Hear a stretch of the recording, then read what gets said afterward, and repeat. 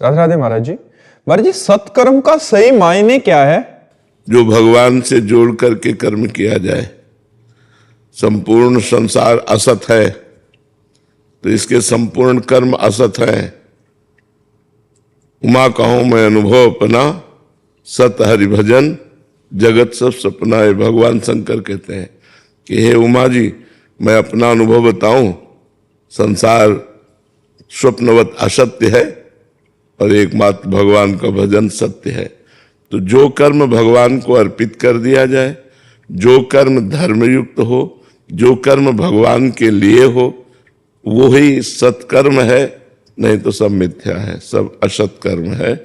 और इसी कर्म जंजाल में फंस करके जीव दुर्गति को प्राप्त हो रहा है। सत्कर्म तो कोई बिरला ही करता है।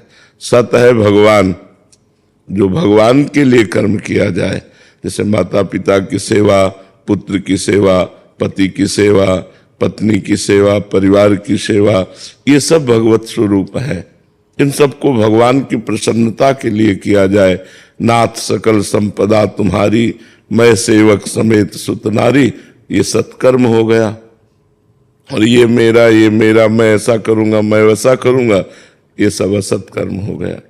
तो सत और असत, इसका विवेक होता है। विवेक निर्णय करता है क्या सत है क्या असत है, और वो विवेक सत्संग से होता है। बिन सत्संग विवेक न होई, राम कृपा बिन सुलभ न सोई। तो विवेकवान ही सत कार्य का संकल्प करके, असतों का त्याग करके, असत कर्मों का त्याग करके वो भगवत प्राप्त बनता है। विवेकवान वही विवेकवान।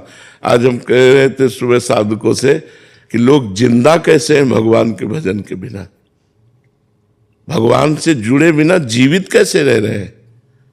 विषयों में व्यर्थ जीवन जा रहा है। व्यर्थ का चिंतन, व्यर्थ का खान पान, व्यर्थ की श्वासें, व्यर्थ का जीवन।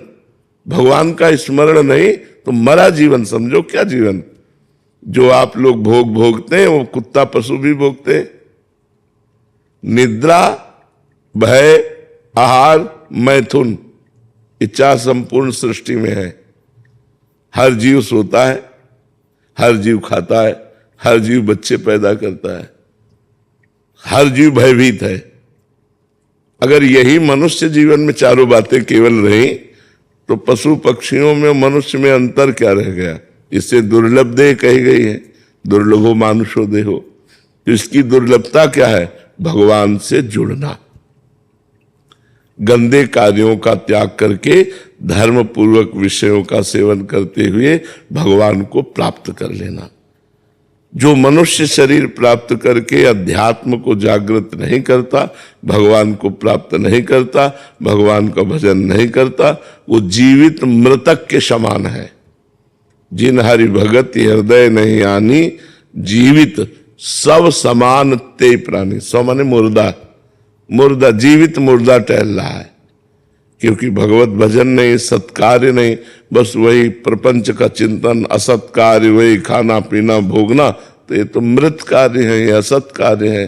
तो मनुष्य जीवन का परम लक्ष्य है सत्कर्म करना। और सत्कर्म का स्वरूप है जो कर्म भगवान को अर्पित कर दिया जाए, जो कर्म भगवान से जुड़े, वही सत, नहीं तो सब असत, टोटल असत। महाराज जी, ये दान करेंगे इससे पुण्य मिलेगा, ये सत्कर्म है या असत कर्म है? असत कर्म, हाँ असत कर्म है। क्योंकि भगवान से नहीं जोड़ा गया ना, तो वो आपको थोड़ा फल और दे देगा। तो मान लो अगर यहां आपने बहुत दान किया तो स्वर्ग मिलेगा, तो स्वर्ग सत्य है क्या?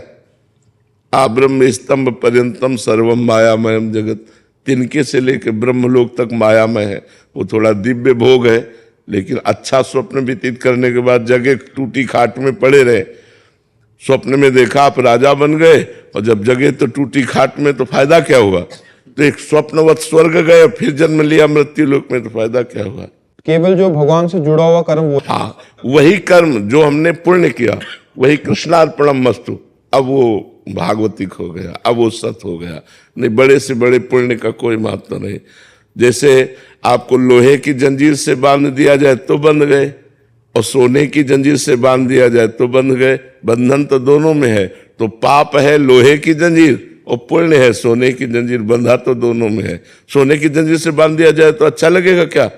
आपको एक खंभे में सोने की जंजीर से खूब जकड़ के बांध दिया जाए तो आपको गर्व रहेगा कि मैं सोने की जंजीर से बनाऊं। ये होगा यार मुक्त करो मुझे।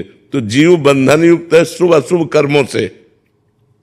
अशुभ कर्म है पाप कर्म हो लोहे की जंजीर हुई, शुभ कर्म है पुण्य कर्म हो सोने की जंजीर हुई। बंधा तो दोनों में है। मुक्त होना चाहता है जीव, परमानंद में डूबना चाहता है, बेपरवाह होना चाहता है। वो आनंद भगवान से मिलेगा, वो जगत में नहीं है।